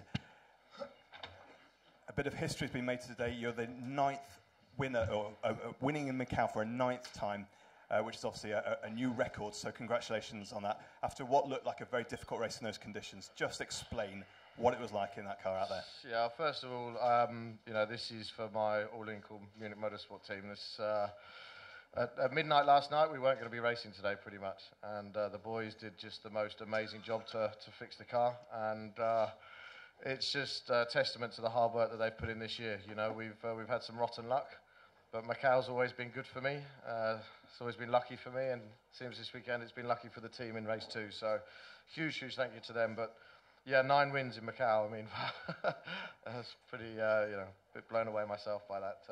To be the most winning driver ever is something very special, and I don't know what it is with this place and me. It's just, it just seems to work. We seem to get very lucky here. Maybe it's because I stay out the casinos and keep my luck on track. I don't know, but first few laps were you know, so difficult. I mean, I've raced here, 14 years now, and I think that's only the 2nd or 3rd time we've ever had a wet session, never had a wet race. And of course, I'm the first guy to arrive in every corner, so Norby was very kind with me in the first couple of laps in braking into Lisboa, so you know, he's got a championship to think about, and he was thinking about that, so you know, thanks to Norby for being very kind. And I saw Tom putting some pressure on him, which also helped me as well, so well done, Tom. But yeah, just amazing day. 咁啊，首先啊 ，Richard 咧就問阿侯夫啦，佢今次咧喺澳門係贏得冠軍嘅第9次贏得冠軍嘅車手，咁係一個新嘅紀錄喺澳門第一位贏得9個冠軍嘅車手啦。咁佢有咩感受？佢話首先即係其實琴日咧凌晨12點鐘，佢哋成 team 咧決定可能會退出賽事，但係因為佢嘅隊伍咧就幫佢維修架車做得非常之好咧，所以今日可以參賽啦。咁佢又話自己嚟到澳門咧，永遠啲運氣都非常之好嘅，即係好幸運可以話喺澳門贏到第9次冠軍，成為咁嘅紀錄保持者啦。咁佢亦都好開心，因為佢講笑就話可能係因為佢平時就好少會去賭場玩啊，咁樣係好集中精神，淨係參加呢個賽事。咁佢啊今次嘅賽事咧都受到好多壓力嚟，米志尼斯都俾咗少少壓力佢啊，亦都見到阿趙頓咧俾咗好多壓力啊米志尼斯咧，所以影響到今日嘅賽事。但係最終佢係非常之開心，有咁嘅成績。Turning next to Dominic Reiner, the team manager of allinkle.com Munich Motorsport. It's been 2014 since the last time the team won a race in the WTCC, so a great achievement. But as Rob suggested, it's been a lot of hard work to get here. Just explain the damage to the car after yesterday's opening race and what work had to be done overnight. There was plenty of damage yesterday. When Rob reported on track, we were thinking already the better things, and yeah, luckily it was not so bad, but we have to work till 3 o'clock in the morning. So big thanks to the boys, which worked really hard all season, but especially this weekend. And yeah, it's the first victory for us since 2014, and the boys deserve it. 咁啊 Richard 啊 Dominic 咧就話佢由2014年咧第一次喺 WTCC 贏到賽事啦，咁亦都琴日因為喺賽事之間咧就架車受到好大嘅損害啦，咁可唔可以分享下佢哋點樣維修架車，有啲咩損害啦？咁佢話首先架車已經損害咗非常之嚴重嘅損害啦，咁但係就因為佢嘅團隊咧，琴日喺度維修架車，維修到凌晨3點鐘，咁好彩因為有佢哋嘅幫手咧，就今日可以參賽啦。Coming to Norbert Michelis from the Castrol Honda World Touring Car Team next. Now, Norby, second place is almost like a victory because in the World Touring Car Championship for drivers, you're now 6.5 points off Ted Bjork for the lead with just 2 races to go. How significant is this moment? First of all, I have to say a huge thank you to the team because after yesterday, we were pretty much in the same position as Rob, except we had 2 cars with big damage, and the boys were not sleeping. So I have to say thank you to them for the amazing car today. I was worried, to be honest, yesterday night with me being on the starting grid or not, but in the end we made it. And yeah, speaking about the races, I really tried to attack because I expected us to be stronger in the wet. When there was some more water on the circuit, I think I had a slightly faster package than Rob. But in the end, thinking about also yesterday, I was not confident enough to risk something again, and this made the difference. Congrats to Rob. It's really amazing what he does here. I mean, I told you on Friday that I don't know. I don't think it's luck. It's just a skill around here, because to do this like one time maybe you have luck, but to do this 9 times it's just an amazing achievement. So amazing. Well done, buddy. And yeah, thinking about the championship, or speaking about the championship, 6.5 points, if I'm right. It's now all for grabs in Qatar. So I'm confident. We were strong there last year. Volvo was strong as well. I really try to do my best, not to do any mistakes, to get the most out of myself and the car. And in the end, if it works out, we'll be for sure really happy. But the most important thing is really to have the feeling to have done everything. And this is my goal.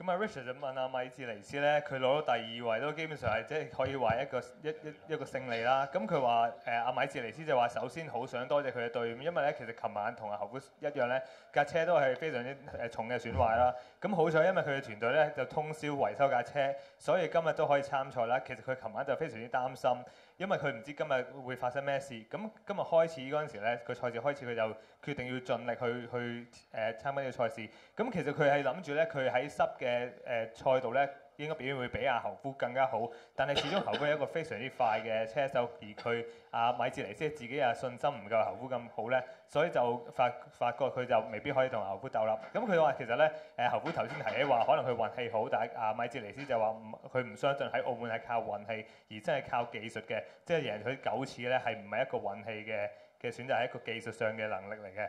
咁佢就好期待緊下一個回合啦，而好希望嚟緊嘅賽事佢就會避免啲失誤，而佢只會唯有做一樣嘢就係盡力做到最好。And turning to Tom Chilton, third position for Sebastian Loeb Racing here in Macau. Tom, there was a great battle between you and Esteban Guerrieri. From the TV pictures, it looked like you had almost a slight problem when he overtook you. Can you explain what happened there then? Well, first of all, congratulations to Rob. 9 wins round here. Feels like you're 9 times champion. A bit like my boss, Sebastian Loeb, he's 9 times World Rally Champion. It's a very special place, this circuit. And I want to say thank you very much to my team as well, Sebastian Loeb Racing. Done a fantastic job this weekend. You know, Mehdi won the first race, and I know I didn't win the last one, but I got fast lap on the last lap, so I'm happy about that. But what happened to Esteban at the end, I think it's karma, actually, because I think Honda told him to back me up at the hairpin every single lap. I was losing 3 seconds at the hairpin every single lap, and then me and him caught Norby all the way back up to the hairpin again. And actually, I'm quite happy that he made a mistake. He tried braking about 11 metres too late and fully on the right-hand side, and he came off the rubber. And for some reason around this circuit, the rubber line has a lot more grip than offline. And he made a mistake, and I just took maximum opportunity and made sure that he did not come back in front of me for the hairpin where he'd been holding me up for the last 5 laps. 咁啊 Richard 就問阿趙頓咧，佢見到佢今次嘅賽事咧，同阿 Guerrieri 都有好大嘅競爭啦。咁佢就話首先想恭喜阿侯夫非常之好嘅表現啦，亦都想多謝佢自己阿趙頓自己嘅隊伍啦，幫到佢手。佢就話留意到阿 Guerrieri 咧，就可能阿本田啊叫咗佢俾好多壓力阿趙頓，尤其是喺法甲灣嗰度。咁當我見到阿 Guerrieri 有少少失誤咧，佢就決定要把握機會去爬佢嘅頭，由嗰度開始就唔再俾機會阿 Guerrieri 爬翻佢頭啦。If we could just have a bit of quiet in the media centre just while we finish the press conference. We'll come back to Rob Huff. Now, Rob, it's been 595 days since your last official victory in this championship, so obviously a great place to do that. Cheers, mate. But so what does this mean for you going forward? Because obviously you've got another big weekend next weekend in China with another potential title to go and win. Well, first of all, I think we're going to have a hell of a party tonight. That's first on the checklist. And yeah.